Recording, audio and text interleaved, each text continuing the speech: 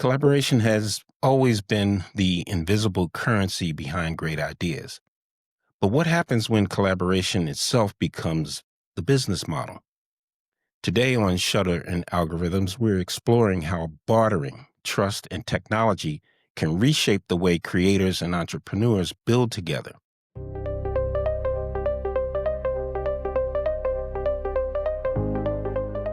My guest today is Nicole Murphy, founder and CEO of Barter Black, a visionary entrepreneur, inventor, and community wealth strategist redefining what ownership looks like in the digital age. Her story has been featured in Black Enterprise and Voyage Baltimore, and she's preparing to launch her new app in 2026. Nicole, welcome to Shutter and Algorithms. Thank you so much for having me. I'm excited to be here. I've been waiting for this for a while, and um, I'm really excited about doing this. I'm looking forward to this conversation, especially because your story bridges community and innovation. And when we met, 3 weeks ago, we talked about community. And when I finally walked over to your table and say, well, what is this all about? You started, explaining it to me. So, your purpose is really unique to me. And so I want to talk about the origin and the motivation behind Barter Black. So before Barter Black, you were thriving in the corporate world. Your bio says that you worked for Chrysler Financial, Hazmat, Radio One, and you later built an application, I believe, called HomeShare 365 into a successful business. And then we all know the pandemic hit, so that shut everything down, including myself and my photography business. So my first question is, what shifted for you during that time? Think what shifted for me was, and I was doing business. Yes, I was in the corporate world. I actually left the corporate world because I was actually fired from my job. So I had no choice but to go into entrepreneurship because I thought that my supervisor, the last supervisor I had, was just so horrible. We did not get along at all. Um, so Been there. I found myself in entrepreneurship. And I did so many things before I, got into HomeShare 365, which is a short-term property management company, where we cleaned and managed Airbnb properties in the DC area. Um, and when the pandemic hit, I think when the pandemic hit, it gave us a lot of time to think and reflect and see where things are. And it's like, the way Black entrepreneurs are doing business today, it's not sustainable. It's not. Unfortunately, a lot of us are acting as solopreneurs. We're the marketing, we're the branding, we're the accountant, we're everything in our business. And it's like, how do you scale something that can be successful if you're the one that's too busy trying to do everything? And one of the things I challenge people to think about is, where do you want this business to be? And unfortunately, a lot of our businesses die with us. We sacrifice so much for these businesses that are only going to go away once we pass away. So I want to make sure that we have a community, a platform where we can grow and scale regardless of our budget, regardless of if we are able to hire, and bring back Black Wall Street, bring back that community feel when we're actually growing and scaling our businesses. That's interesting. So, what what was the moment that you, I guess, realized that bartering could become more than just an informal exchange, I guess I could say, that can actually redefine how entrepreneurship sustains themselves? Because you talked about sustainability just now. Yeah, that moment was in the pandemic when to myself, I'm struggling. My business had to shut down because of the pandemic. And I'm looking at my social media and I have all of these amazing entrepreneurs on my social media accounts, but none of us are working together. All of us are trying to sell to one another. So when you think about, and I had to sit and think about this too, the business communities that I've been in, none of them really said, how can you help that person, or how can I help that person? None of them actually bridged the gap in bringing the community that is in the community together. So literally one day I'm just like, bartering. Like, you have a skill, I have a skill. Black people are the most creative, smart people on this earth. Why aren't we building together? Like, why are we so focused on, oh, this is mine, I'm going to build this on my own, don't need anyone else? Like, that is not helping us at all. And I know other cultures don't build like that. So that's when I thought about bartering, and I thought about Barter Black. It's interesting that you said that because when I was working full time in Washington, D.C., um, I ran into a situation like that because sometimes we can be our own worst enemies. And I saw something today on YouTube. I won't mention it on this um, interview, but it resonated with me. And I said, why are we doing this? We can, without getting into the whole racial thing and all this other stuff, we can do things for ourselves. We don't have to wait for someone to do it. So that brings me up to another question. How did your background in finance and media influence the way you built this community? Was there a specific, story or entrepreneur that helped you see the power of barter firsthand? I wouldn't say necessarily someone made me see the power of bar, because one of the things that I do, very I'm very creative when it comes to business. And when I thought of Barter Black, I thought, if I'm building a community where we focus on community helping each other helping each other, then why don't I bring community in to help me build the community? So I would say, especially now, since we pivoted last year to the trade credit business model that we have, we've only built and we have only been this successful that we are now because of the community. Because I said, hey, you have this skill, can you help me? Hey, you have this skill, can you help me? I think one of our downfalls is that we don't ask for help. And I want to be that person that people sees, okay, yeah, she's gonna ask. And if you ask her what she needs, she's gonna tell you exactly what she needs, whether she has to get back to you or not. But I think we need to get get better at asking for help, because people don't know we need help unless we say we do. So I would say, as far as the Barter Black community, it is built on community, with community, for community. So let me understand something here. So Barter Black is more than just a platform, is what you're saying. It's more like, I guess I could say, a living ecosystem. I would definitely say it's a living ecosystem.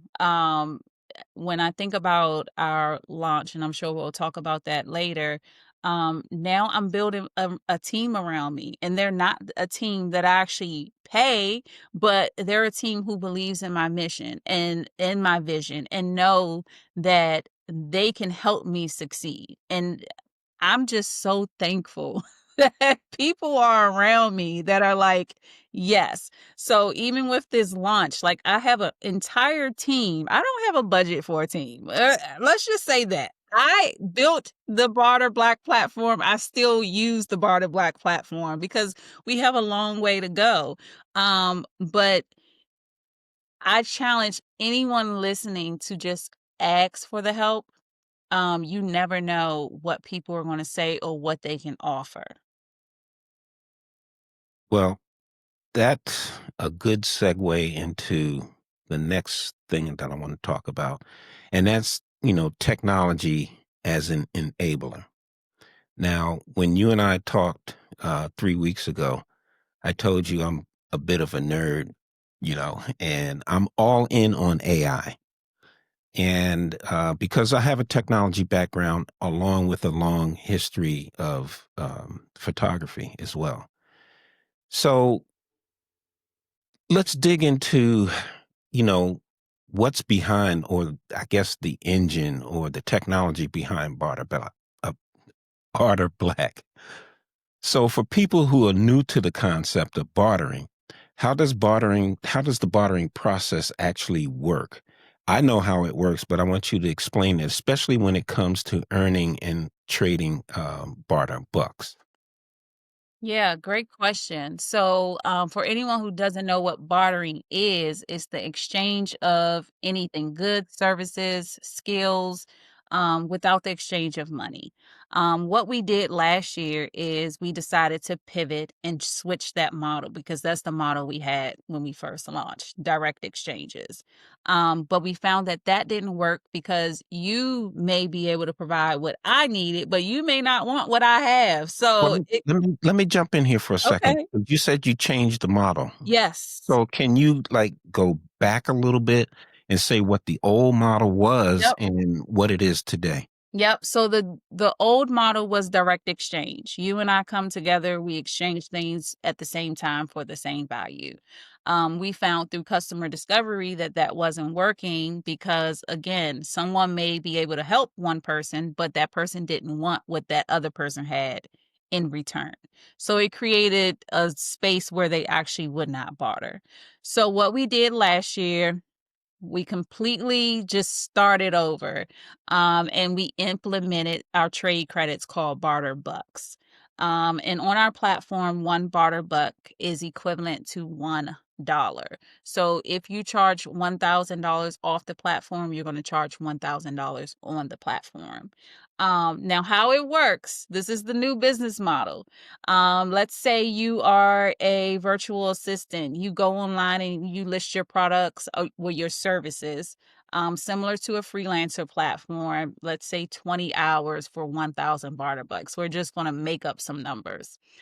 You sell those services, you complete them, and then those 1,000 barter bucks are deposited into your wallet.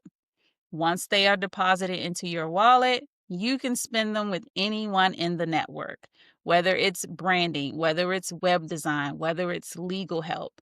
They earn those barter bucks from you. They use them to purchase what they need, and then they use them to purchase what they need. So it creates a whole ecosystem where you don't have to find a direct match.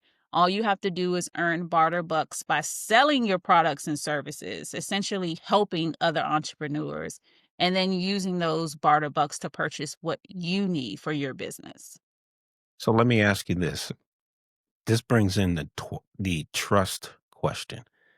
So some people may say, okay, well, I buy into this system. I have these barter bucks. How can I trust the system? How did you design that trust into the technology? Yeah, great question. So a few things happen. You have, of course, you have your barter bucks. One of the things we've kind of try to implement things that will help you decide whether to use this person or not. So we have their website, they have their capability statement if they upload it, they have their socials, so you can do your diligence on whether you want to work with that person. The second thing is that when you purchase something from someone, again, similar to a freelancer platform, they do not get those barter bucks until you accept what they have provided. So if it's a product and you're happy with the product and you receive it, you click accept, those barter bucks go into their account. If it's a service, same thing.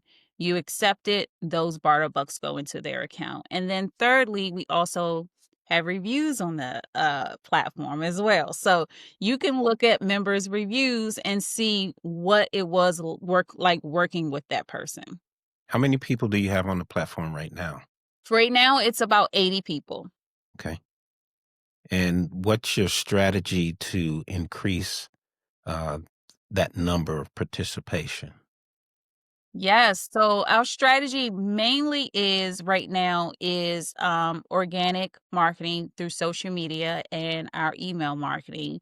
We do run ads occasionally, but again, we are launching the app in February. So we are going to be ramping up our ads. And then we are also, and I have not mentioned this anywhere yet, but we are also going to be doing a city tour in February after our launch.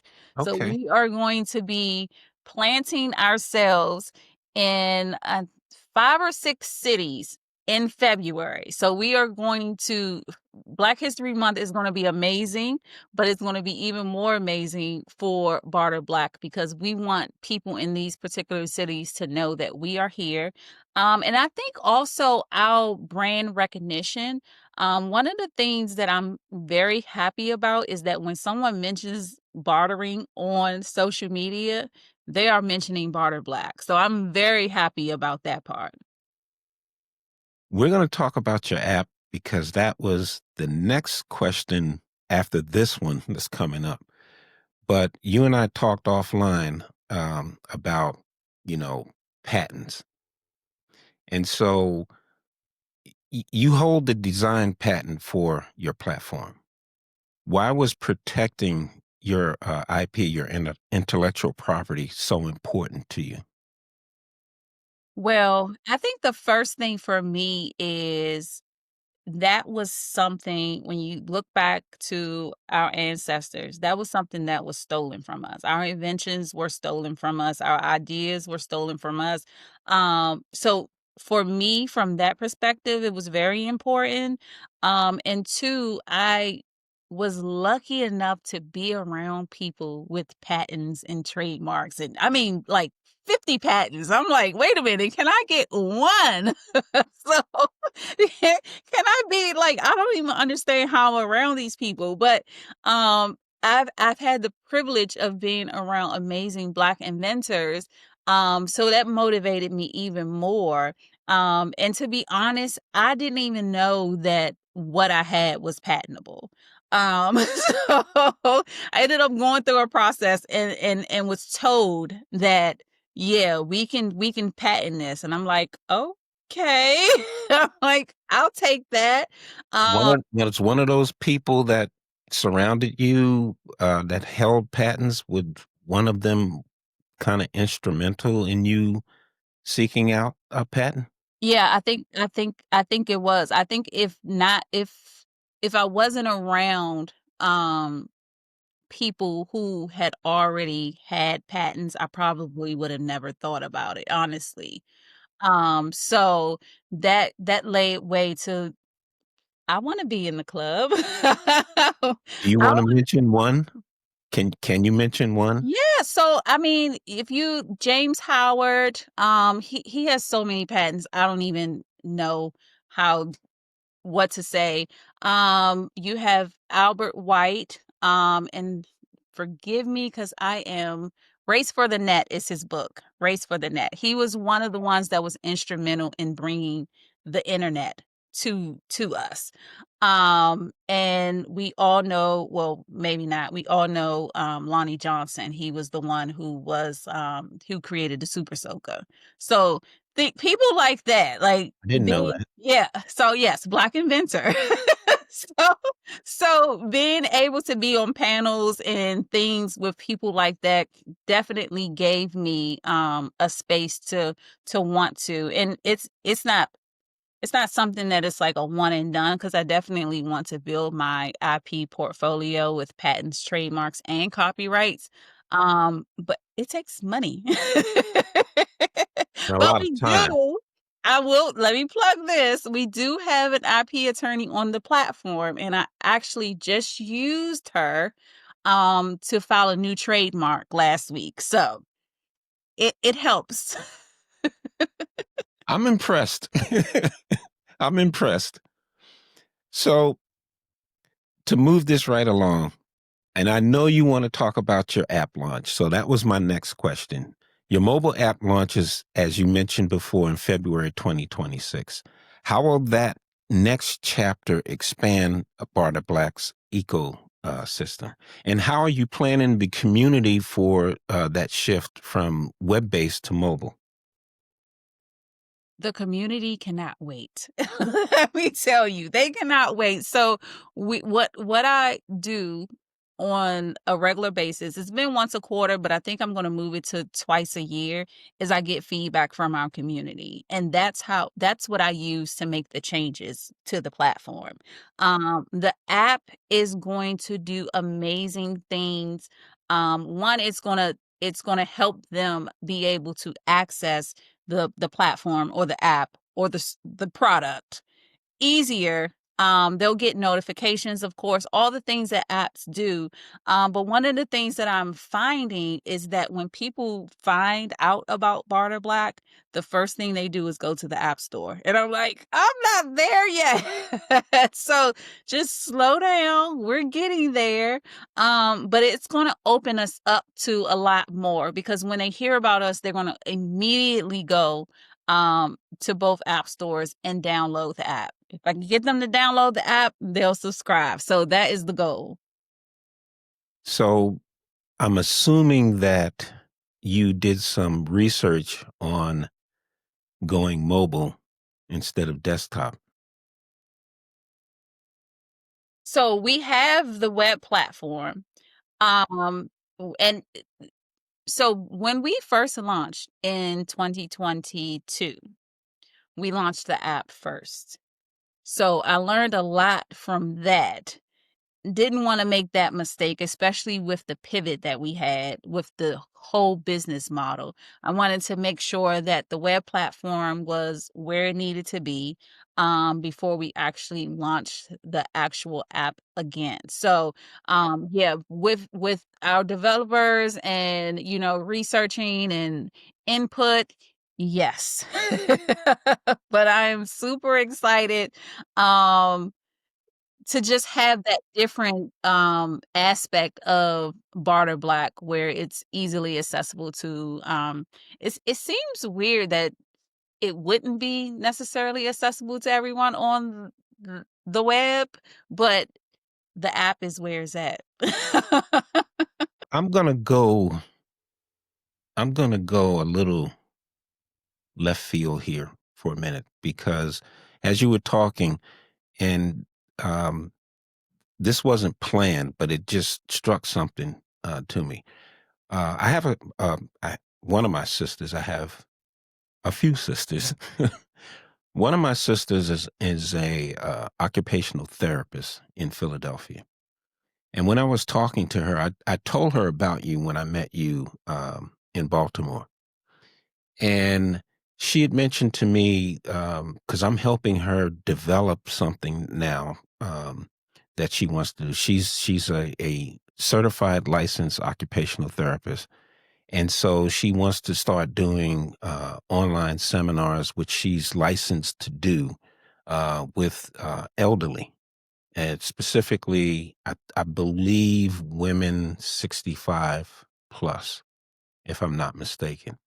And she mentioned to me, we talked last week about um, she wanted to, and I'm losing my train of thought, um, doing not for donations, but uh, gosh, it'll come back to me.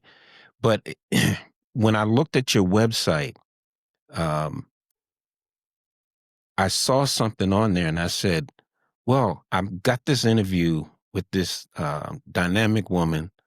Her name is Nicole Murphy, and it's about bartering." And she said, "Well, I've done some bartering before." And I said, "Well, once the episode releases, you need to actually look at it." I'm trying to think of what she's trying to do. She wants to put together oh gosh, um, it's a document that you do when you a grant. Duh. And she said, "Well, I'm not a grant writer." And I said, "Well, neither am I." I said, "There's a distinct process to that." And I said, "Well, I looked on Barter Black's website and I saw grants up there. Speak on that for a little bit." And you're speaking directly to my sister about this one. Most most of us are not grant writers. Right. And yes. So one of the things, yes, we are a bartering platform, but we are a lot more. It's a community, and we know that this community is building businesses. So one of the things that we do provide in your membership is a monthly grant list. So I know a lot of people say, well, I don't know where to look for grants, or it's exhausting looking for grants and I don't know what to do. So we do that for you. The grant list is there. I tell people, or I tell our members, the first of the month, it is updated, but we update it weekly. But I always tell people the first of the month, go and see what grants you are eligible for first. List those out with the dates, and then you know exactly what you need to apply for. Um, Now, I think there is one other person, I'm not sure, but I also provide grant assistance on the platform.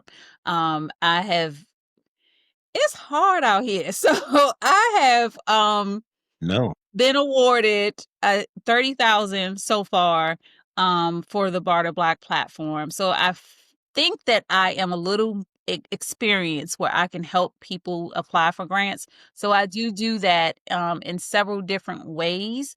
So that is available on the platform. So you can, sell your products and services on the platform to get grant assistance. It's just that simple. Interesting. I'm sure she'll, well, I'll talk to her about it. So for sure. Okay, so getting back on track here for a second. What lessons did you learn during development that other founders could apply to building tech for community impact? And the reason I'm asking that question is you and I talked 3 weeks ago in Baltimore, and I said, well, I'm developing an app, and it's an app for uh, photographers, videographers, and content creators. And when I started building it, because I do have a background in that, um, I think I was going overboard with it, so I kind of trashed it and stepped back and said, "Let me do a little more research and see." And instead of trying to build the whole thing, and I believe I told you it was like 5 to 7 modules in that app. And instead of trying to build the entire thing, let me do it step by step with what's the most important module. So getting back to lessons learned, that question, what would you say to other founders like me, or especially young people too, because we need to get them on board? Yeah, so several things come to mind. One, I think I told you we launched the app first. I felt like that was a mistake because even though I knew we all know our ideas are going to be amazing, right? I didn't build that community first. That's why this time around, this community is super important to me to make sure that they are involved in everything that I do. So community first. I would say, of course, hire the experts. Like, don't try to do it yourself. Like, just hire the experts because they're going to be able to save you time on those mistakes. And then another thing that you alluded to actually is it doesn't have to be perfect. Like when we launched this second version of Barter Black, I needed to make sure that they got those trade credits in their wallet. They were able to spend them, be able to create that transaction. Very basic, like very basic. I mean, to the point where I was getting messages all the time saying this doesn't work. So, Okay. but but very basic, but they believed in it. They bought into it. And that's what I mean by when I say they have given me the changes that I needed. And we've done that along the way in this last year. Like the platform was not perfect when it launched at all. So it doesn't have to be perfect, but it does have to be launched. Um, and if you launch it and they love what you actually have so far, they're going to help you build upon it. Okay. And in reading your bio, and I always like to do my homework before I do these things. You said, and that brings us another segue talking about ownership and empowerment. Um, you've said before that ownership was non-negotiable, and what I'd like to know, why was that so central to your mission of Barter Black? What does for us by us look like once you start scaling beyond the early adopters? Yeah, I mean, this that means so much. So it's interesting because um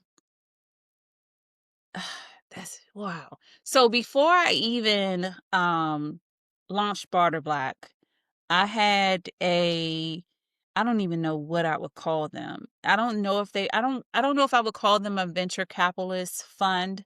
Um Maybe they were, maybe they weren't. I don't remember. But they had reached out to basically buy Barter Black. Um them having 51, I'm having 49%. White owned venture capital fund. Um and I had a talk with my family. And I mean, they were selling me dreams and everything. Cause back then I would never do anything like a podcast back then. So they were like, we can, have a face to the brand and we can create all of this. And it's like, why did I build this? Or why did I think of this? Or why did I start this? And I didn't start it to um sell it to people who did not even know our struggle. So that one for start gave me a great example of how quickly our dreams can just, go away. Even though I was not retaining majority of if they were to buy in. So that started my ownership thought. And then two, entrepreneurship wasn't talked about growing up in my household. Everyone had a job. I grew up in Washington D.C. It was always go to school, graduate, get a good government job. That was it. And I wanted it to be different for my boys, whether they wanted to be entrepreneurs or not. They talk about entrepreneurship all the time, especially the little one. I think that's just ingrained in him. um, he even asked about 2 weeks ago. I feel like it was after Afros and Audios. When you retire, can I take over Barter Black? And I'm like, absolutely, yes. Um, but I saw in one of the a photo. Um, it was an award ceremony. I think you won an award, and they were with you, yeah, and they had these big Cheshire cat grins on their faces. yes, that was the actual launch of Barter Black. That was that Yeah. day. Okay. But yeah, even the conversations, like, the things that I'm dealing with in the background, I have these conversations with them. Ownership to me, especially when I started thinking about and working with Barter Black, it's an accomplishment. And it's one that we don't talk about too often because if you look at the stats, less than 1% of our companies get venture capital funding. In the United States, when you look at employer operated businesses, we have less than 3% of employer operated businesses in the United States compared to white owned businesses that have over 80% of employer. That means their businesses are going to survive, whether they are there or not. We don't have that. So as I'm building and as I am including and it's so interesting because I'm like, these people are really, and I posted this today. I'm like, I'm so thankful for everyone who is gifting their time and their expertise to making sure that this app launch goes off amazing because they don't have to. They just believe in this mission and this vision. Um, and we're going to do it together. I want everyone to say, yes, I was there when she did that. Because we're not preview to a lot of Black owned businesses where we can say we were actually there at the beginning. So I want to create that moment for people to say, yes, I was there at the beginning. This is a Black owned brand for Black owned businesses, and we are going to create a space where we can actually grow together. Has there been any trade-offs between, growth and control No. since you started? Okay. No. I didn't think so, but I had to ask anyway. Not yet, not yet, no. So, you've answered a lot of the questions that I had. Um, so I guess let's move into, I guess, would be my final segment. I want to talk about the future of collaboration. And the reason I'm bringing that up is, as you know, in Baltimore, that was my second year attending Afros and Audio. And I think you said it was your first, if I'm not mistaken. And so that platform really helped me a lot. And I'm really digging into your answers here. And it's kind of like giving me twinkles, so to speak, because I like seeing stuff like this. And especially, you know, Black women who are about doing their thing. So you've coined a few phrases like collaboration is the currency. Talk about that for a second. Yeah, that's one of those things where you're asking for help. That's one of the things where you realize I can't do this by myself. Like everyone has their space and their place. And when you collaborate, of course, you reach more people than you would alone. I can't remember the speaker's name, but he was talking about owning your business and saying 100% of nothing is still nothing. Like, why are you holding this to yourself? Like, get a partner, get someone to help you. And if you find a great collaboration where you both, it's mutually beneficial for you both, why not do that? Why do work the hard way and not, be in collaboration with people? Because let's just say, for instance, Afros and Audio, I would not have met you said if it was not for the partnership that we have created. I met so many amazing people that I would not have met had I not been in that room or had I not reached out and say, "Hey, can we collaborate?" And him coming back, and say, "Yep, we can." So you have to and especially be intentional too. So we can't collaborate and it's just one off or one person is benefiting, because that just doesn't make for people to want to collaborate any further. Right, right. Um, but you have to be intentional with your collaborations, make sure that they are beneficial for you both, but you also have to capitalize on those moments as well because you don't want to be in rooms and you don't make any connections, or you don't want to be in any collaborations where there's no benefit. Um, so that's where your currency comes in. Because once you collaborate, you're in rooms and spaces. People know your name. Like people were able to meet me personally, whether they heard about Barter Black or not. But now they know about Barter Black. So that's what I want because, like you said, you talked to your sister about it.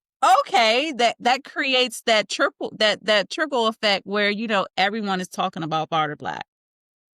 And I know, and I'll make a confession. Um, when I was talking with you, I didn't pay attention to what you had on your table. I knew you were a vendor. And as I was, doing the headshots and all of that, I think it was Saturday, I walked over and I said, "Hey, I never talked to you about what it is that you're doing." And then when you started talking about it, I'm like, this is different. This is something. So I really got into it. And I'm happy that I did because I think the concept is needed. So I want to ask another question. So, how would Barter Black help someone like me in the creative field? So Barter Black can help any Black entrepreneur or business owner, no matter what they do. It depends on what you need. And I tell people that all the time. It's not about, so we have to look at it both ways because it's not just about how it can help you, but also how you can help the community because that's how the community grows and that's how we create that ecosystem. I would say first list out the things that you need. What are you doing that you really don't want to do? What are you doing that's repetitive and you can probably pass off to someone else? Or what are you trying to do that you are just not the expert at? So those are the things that you need to list and figure out. I can probably hire someone to actually do these particular things. And then also on the same page, list how you can help other people. So, crowdfunding. We've all heard it, the apps out there, but you came up with crowd bartering, and you have a crowd bartering campaign. Um, I looked into it, but I didn't see a whole lot of information that I guess would explain that in a little more detail, unless I overlooked it. So talk about your crowd bartering campaign. Absolutely. So of course, we've all heard about crowdfunding. I have this campaign, and I need funding, and you are going to give me funding for that. And in exchange, you get rewards. There's certain type of rewards that you get for contributing financially. Um, I realize because Black entrepreneurs receive less than 1% venture capital because we can't just go to our family and say, can you cut a $20,000 or $100,000 check? That I had to get creative. And I am building a bartering platform. So let's get super creative. So the crowd bartering campaign is you contribute your skills and your expertise to me in exchange for rewards still. It's the same exact thing. Instead of contributing financially, you're contributing your skills. And I can give you examples now. So we officially launched it, I think October. So I have in that crowd bartering campaign, we have different people doing different things because there is a lot of work going into launching this app. um, so similar, so we have one person scheduling all our my podcast. I don't have to worry about that. She's contributing to the crowd bartering campaign, which is taking something off of my plate, and she gets rewards. I have someone creating all our campaign graphics. I recently talked to someone about being our public relations person. They're contributing these are experts that are contributing their skills, and in exchange, they'll get things like um, free membership. They'll get extra barter bucks. They'll be able to be announced as a sponsor for the app campaign. So that is how the crowd bartering campaign works. Okay, so that is going to bring me into something. Um, I'm not going to call it controversial, but we all know what AI is doing right now. AI is here. And as I mentioned earlier, um, that I'm all in on the AI because I have a tech background. So, how do you see AI or automation strengthening the kinds of community driven economies that's more focused on Barter Black? And the second part of that question is what can younger founders or creators learn from your model about redefining value in collaboration? Yeah, I see AI as definitely enhancing the Barter Black platform, whether it's creating listings or matching people together or just automating a lot of things, making it even better. As far as this new generation, I think they need to tap to their friends. Most likely they're friends right now because they like the same things. So it's great for partnership. It's great for saying you do this, you do this, you do this, you do this, instead of saying, "Oh, I'm creating this business and I'm not including anyone."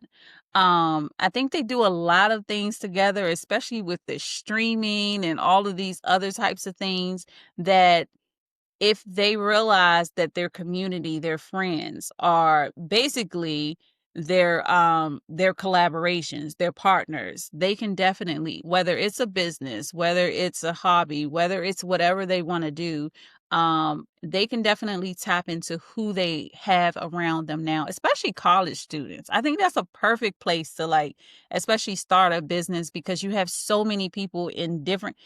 I think every friend of mine in college had a different major. So everyone had a different expertise that they could use.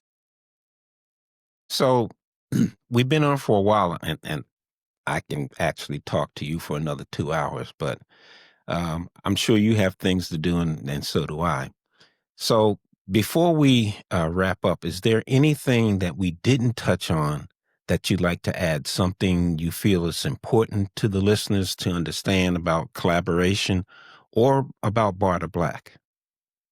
Yeah, the one thing that I would say is if whether you're starting a business, thinking about starting a business, or you already have a business, go ahead and write down a list of people who would be great to work with.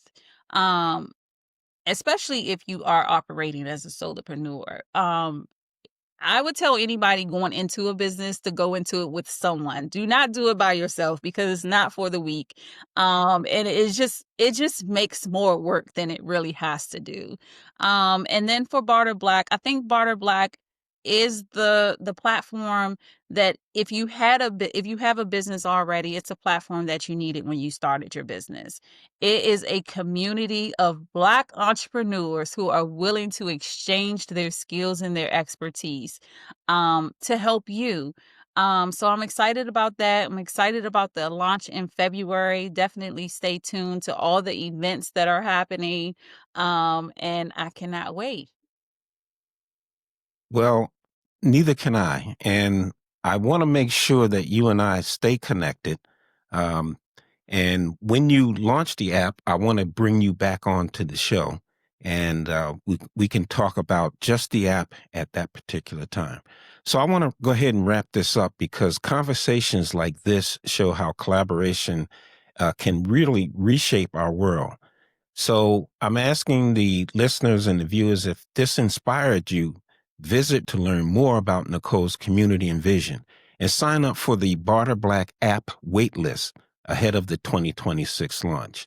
And if you know another creator or entrepreneur who believes collaboration is the future of business, share this episode with them. That's how together we keep this conversation and collaboration growing. For links to Barter Black and related resources, check the show notes if you're listening on audio or the description below if you're watching on YouTube. Thank you for joining me on Shutter and Algorithms, where creativity and technology meet to remind us what it means to be human in a digital world. Thank you, Nicole, for being on the show. Thank you for having me.